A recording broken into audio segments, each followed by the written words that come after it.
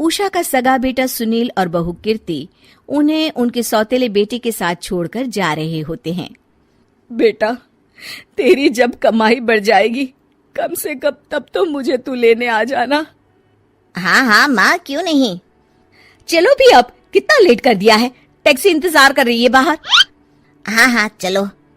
सुनील और कीर्ति चले जाते हैं और उषा उन्हें जाता हुआ देख उदास हो जाती है। तभी वहां निशा आ जाती है। अपनी सास को उदास देख निशा उनके पास जाती है। क्या हुआ मम्मी जी, आप तो बहुत सगा बेटा करती थी। आपके सगे बेटे ने तो आपको छोड़ दिया और चले गए अपनी अलग गृहस्थी बसाने। देख बहू, मेरे बेटे को कुछ भी कहने की जरूरत नहीं है। मुझे यकीन है कि जब उसकी तनख्वाह बढ़ जाएगी तो वो मुझे लेने जरूर आ जाएगा। हाँ, ये भी देख लेंगे कि वो लोग आपको वापस लेने आते हैं या नहीं। तब तक तो आप भी यहीं हो और मैं भी। उषा अपने बेटे के ना होने से बहुत ही उदास रहने लगती है। उन्होंने खाना खाना भी छोड़ दिया। सुनिए जी, मम्मी जी ने आज भी कुछ नहीं खाया। जब भी खाने के बारे में पूछती हूँ तो कह देती हैं भूख नहीं है और अपने कमरे में ही बैठी रहती हैं। ये सुनकर ऋषभ अपनी माँ के पास खाना लेकर जाता है। माँ, सुनील बेटा, आ गया तू? ओह, तू है? माँ, मैं खाना लाया हूँ, खा लीजिए प्लीज। आप ऐसे भूखी रहेंगी तो बीमार पड़ जाएंगी। मुझे भूख नहीं है, ले जा तू खाना। ठीक है, फिर जब तक आप नहीं खाएंगी मैं भी नहीं जाने वाला यहाँ से। अरे तू क्यों जिद करता है? कहा ना मुझे भूख नहीं है।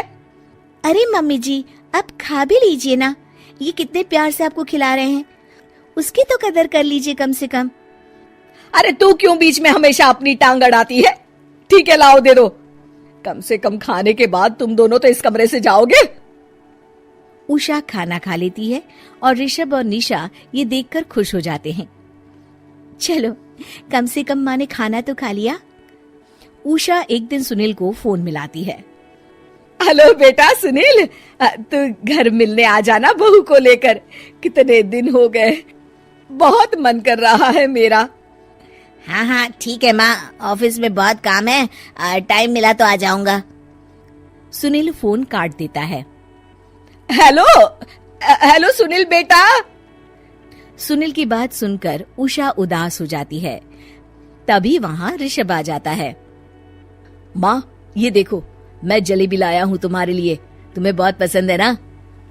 उषा जलेबी देखकर बहुत खुश हो जाती है। अरे वाह, जलेबी ला दे। उषा जलेबियां खा रही होती है और ऋषभ अपने कमरे में चला जाता है।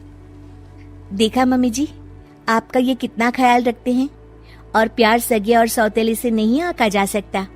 आपको उदास देखकर ये आपके लिए तुरंत जलेबी ले आए, यही तो प्यार होता है। ये कहकर निशा वहां से चली जाती है और उषा सोचने लगती है, शायद तू ठीक कह रही है बहू। उषा देखती है कि ऋषभ उसका बहुत ख्याल रखता है और उसे उसकी गलती का एहसास होने लगता है। एक दिन सुनील और कीर्ति घर पर आते हैं। उषा उन्हें देखकर खुश हो जाती है।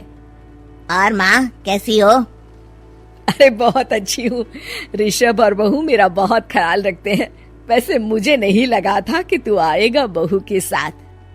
क्यों, ऐसा क्यों लगा आपको माँ? बेटा, फोन पर तूने कहा था कि तुझे बहुत काम है।